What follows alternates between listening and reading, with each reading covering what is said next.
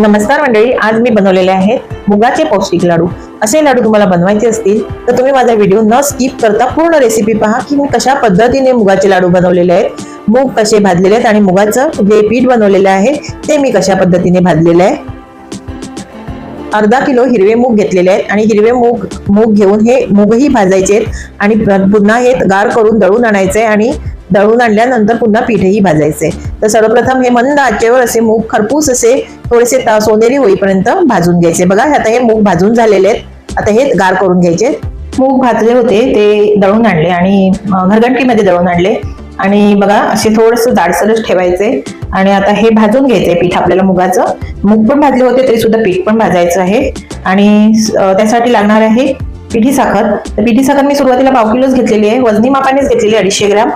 माझ्याकडे काटा आहे असा, त्यामध्ये मी वजन करून घेते आणि लागलीच तर थोडीशी टेस्ट करणार गोडवा किती आहे आणि मग अजून घालणार। आणि ड्रायफ्रूट मध्ये तुम्ही तुमच्या आवडीनुसार घेऊ शकता। पिस्ता घेतलेले आहेत, काजू, बदाम, मनुका घेतलेले आहे म्हणजे किसमिस घेतलेले आहेत। आता हे सगळे मी चॉपर मध्ये कट करून घेतलेले आहेत आणि वेलची पूड घेतलेली आहे आणि सोबत लागणार आहे तूप। तर तूप मी माझं घरचं तूप आहे त्यातलंच मी घालणार आहे, जितकं लागेल तितकं। अंदाजाने अर्धा किलो लाडू आहेत मुगाचे, तर त्याला अर्धा किलोला जवळजवळ 200 ते 300 ग्रॅम एवढं तूप लागलं जाईल। मी तुम्हाला नंतर किती जातं ते सांगेलच। पीठ भाजण्यासाठी मी कढई घेतली आहे, कढईमध्ये थोडंसं तूप घालून घ्यायचंय, सुरुवातीला थोडंच घालायचंय। आता ह्यामध्ये मी 2 वाटी एवढं मी पहिलं पीठ घालून घेते आणि व्यवस्थित खरपूस असं भाजून घ्यायचंय मंद आचेवर। पीठ भाजायला थोडासा वेळ लागतो, मंद आचेवर असं भाजून घ्यायचंय, परतत राहायचंय नाहीतर तळाला करपलं जाईल। सुरुवातीला असं उडलं जातं बघा, जेव्हा आपण भाजायला सुरुवात करतो तेव्हा हे एकदम भुसभुशीत झालेलं असतं आपण दळून आणल्यामुळे, तर ते उडलं जातं आणि जेव्हा आपण थोड्या वेळाने व्यवस्थित भाजलं जातं ना तेव्हा त्याचं तूप सुटायला लागतं। आता वरून अजून आपल्याला थोडंसं तूप घालायचंय पण आधी व्यवस्थित थोडंसं असं परतून झाल्यानंतर 1 चमचा मी पुन्हा यावर तूप घालून घेतलं। आणि तुम्ही माझ्या चॅनलवर नवीन असाल, माझ्या चॅनल सबस्क्राईब केलं नसेल तर प्लीज सबस्क्राईब करा, 1 लाईक आणि 1 कमेंट्स नक्की करा। 1 लाईक 1 कमेंट्स म्हणजे फार महत्वाची आहे।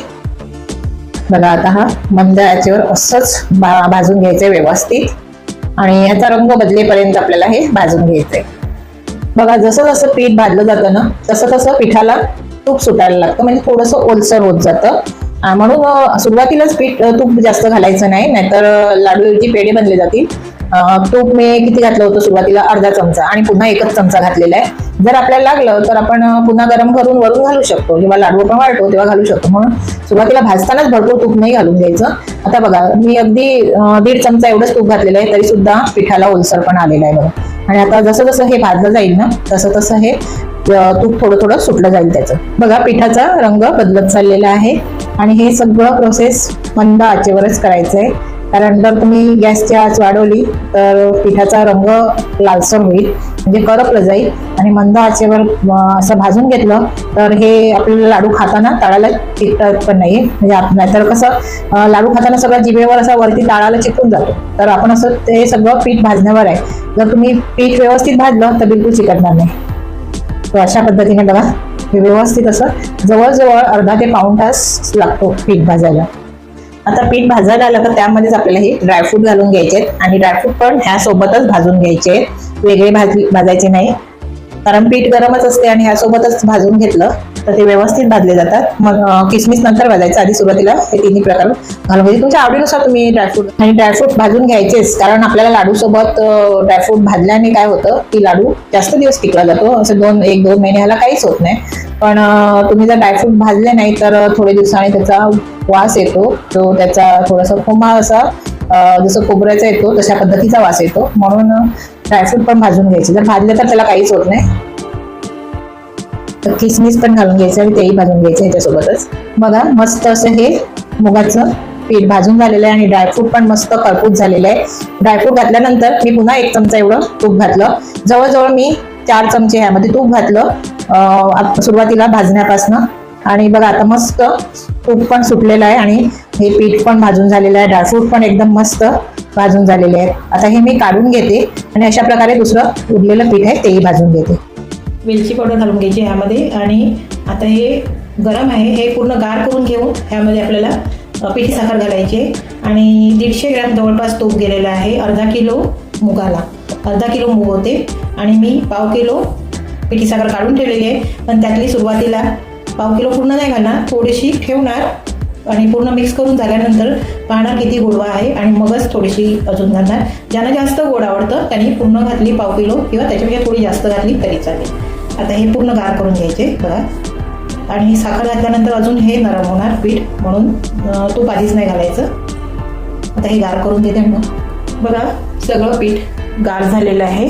आता ह्यामध्ये मी ही जी पाव किलो पिठी साखर घेतलेली आहे त्यातली मी अर्ध्यापेक्षा जास्त घालून घेते आणि थोडीशी ठेवून देते, पुन्हा लागली तर पुन्हा घालेल. आणि थोडीशी अशी ही गाळून घेते, म्हणजे थोडीशी अशी गुठळी वगैरे असेल ती निघून जाईल, म्हणून अशी गाळून घेते. ह्यामध्ये मी 300 ग्रॅम जवळजवळ साखर घेतली. पाव किलो मी घेतलेली, तर ती अगोदर थोडीशी घातली, ठेवली होती तीही घातली आणि अजून थोडीशी घातली, असं करून 300 ग्रॅम साखर घातली. साखरेचं प्रमाण तुम्हाला जास्त हवं असेल तर तुम्ही एक 400 ग्रॅमपर्यंत घालू शकता, त्याच्यापेक्षा जास्त घातलं तर खूप गोड होईल. 300 ग्रॅम ठीक आहे. ह्यामध्ये अर्धा किलो मुगाला 300 ग्रॅम साखर बरोबर आहे. काही लोक घालतात समप्रमाणात, पण खूपच गोड होतात. थोडासा लाडू कमी गोड असला का खायलाही चांगला लागतो, म्हणून मी 300 ग्रॅम साखर यामध्ये घातलेली आहे. आता ह्यामध्ये अगदी 2 ते 3 चमचे अजून तूप पण घालावं लागेल, कारण पीठ बघा थोडं कोरडं झालेलं आहे. तूप घातल्यानंतर आपोआप ते ओलं होईल, म्हणजे तूप घातल्यानंतर साखरेचा पण ओलावा त्यामध्ये आला जाईल. आणि ऑलरेडी आपण 100-150 ग्रॅम तूप घातलेलं आहे. 2 ते 3 चमचे पुन्हा घालायचे, जास्त नाही घालायचं. बघा मी सुरुवातीला तुपाचा डबा तुम्हाला दाखवला होता, इतकं तूप होतं आणि बघा तेवढंच तूप लागलेलं. तूपही जास्त लागत नाही बघा, म्हणजे 150 ग्रॅमच्या थोडंसं जास्त लागलं असेल बस. आता याचे लाडू वळून घ्यायचे आणि लाडूची साईज तुमच्या आवडीनुसार ठेवा. लगेच वळले जातात बघा, कारण साखर तूप सगळं व्यवस्थित मिक्स झालेलं आहे. आणि बघा कमी तूप घालायचं बघा, तूप जर जास्त घातले ना तर पेढेसारखे होतात. आणि व्यवस्थित बघा आता अगदी स्मूथ असे हे लाडू होतात अशा पद्धतीने. बघा मी अशी एका हातानेच बनवते, मला अशीच सवय आहे, दोन्ही हाताने मला नाही जमत. आणि लगेच होतात बघा. बघा तूप बघा कसं अगदी शायनिंग येते लाडूला अशा पद्धतीने बनवले तर. बघा आता अशा पद्धतीने मी सगळे बनवून घेते.